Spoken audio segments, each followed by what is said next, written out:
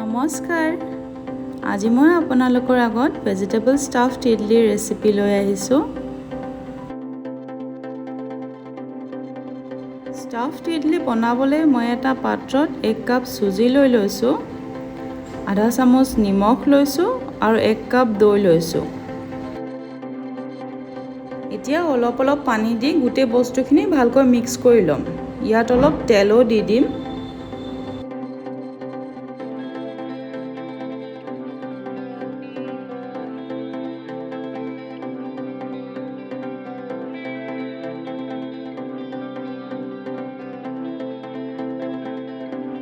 এতিয়া এইখিনি 20 মিনিটমানৰ কাৰণে এনেকৈ ঢাকি থৈ দিম যাতে চুজিখিনি ফুলি আহে।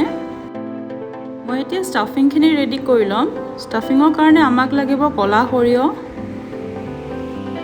বিলাহী, কেঁচা জলকীয়া, গাজৰ, আদা, পিঁয়াজ, বইল আৰু মেছ কৰি লোৱা আলু, নৰসিংহ পাত আৰু বিন।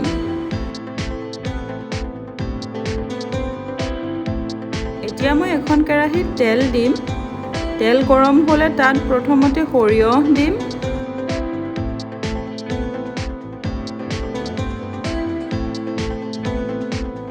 তাৰপিছত নৰসিংহ পাত, কেঁচা জলকীয়া, আদা আৰু পিঁয়াজ দি ভালকৈ ভাজি ল'ম।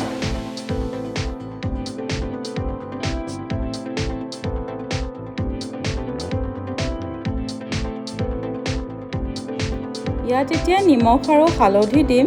তাৰপিছত বাকী ভেজিটেবলছখিনি দি ভালকৈ লৰাই দিম আৰু ঢাকি থ'ম।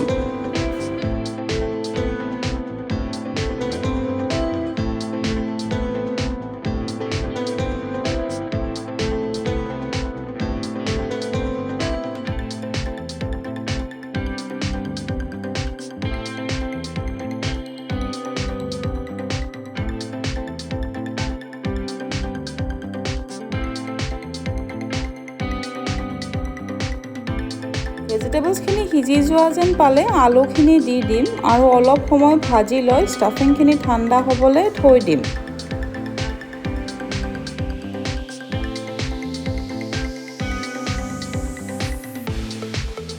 মিক্সাৰটো ঠাণ্ডা হ'লে সৰু সৰু বলছ বনাই ল'ম।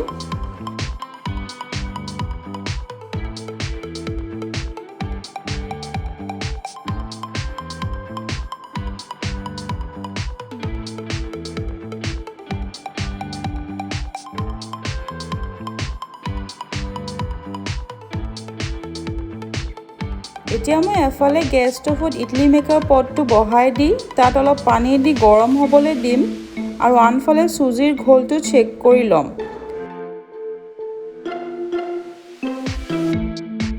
চুজিখিনি ফুলি বেটাৰটো গোটা হৈ গৈছে। ইয়াত মই আৰু অলপ পানী দিম আৰু লৰাই ল'ম।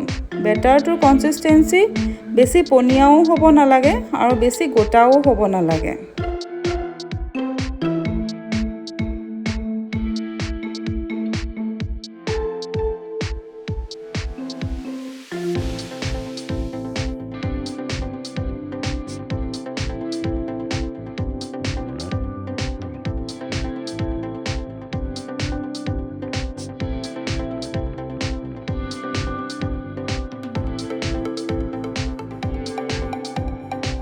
এতিয়া মই ইয়াত 1 চামুচ ইনো দিম আৰু পানী অলপ দি এটা ছাইডতে চামুচখন ঘূৰাই ভালকৈ মিক্স কৰি ল'ম।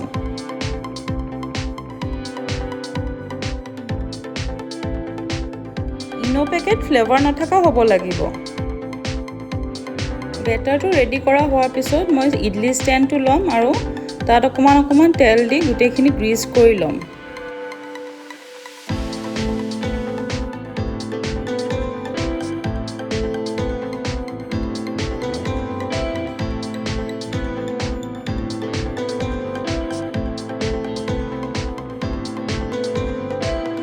এতিয়া আগতে 1 চামুচ বেটাৰ দি যাম।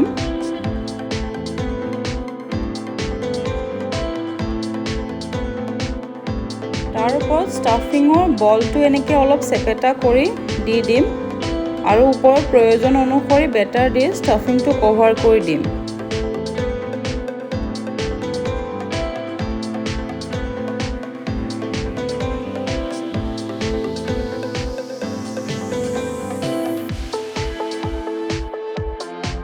এনেকৈ গোটেইবোৰ ৰেডি কৰি ল'ম আৰু ইডলি ষ্টেণ্ডটো লক কৰি পটটোত সোমাই দি ঢাকি দি মিডিয়াম ফ্লেমত থৈ দিম।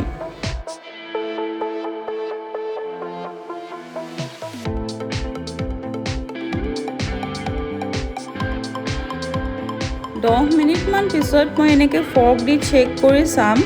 যদি ফৰ্কখনত একো লাগি নাহে জুইটো বন্ধ কৰি ষ্টেণ্ডটো পটটোৰ পৰা ওলাই ঠাণ্ডা হ'বলৈ দিম।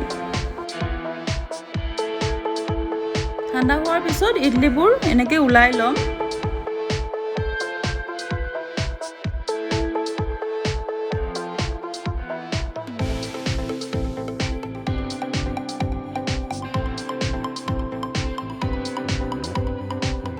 এয়া প্ৰস্তুত হৈ গ'ল ভেজিটেবল ষ্টাফড ইডলি।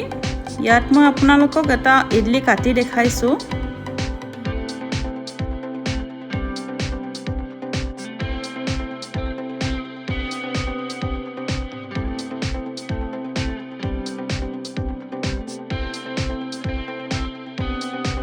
আপোনালোকে এই ইডলিখিনি কেটচাপ, নাৰিকলৰ চাটনি বা যিকোনো চাটনিৰ লগতেই খাব পাৰে। আপোনালোকে যদি ৰেচিপিটো ট্ৰাই কৰে মোক কমেণ্ট কৰি জনাব। ভিডিঅ'টো শেষলৈকে চোৱাৰ বাবে অশেষ ধন্যবাদ। ভিডিঅ'টো ভাল লাগিলে লাইক আৰু ছাবস্ক্ৰাইব কৰি দিব। আজিলৈ বিদায় লৈছোঁ। Bye bye.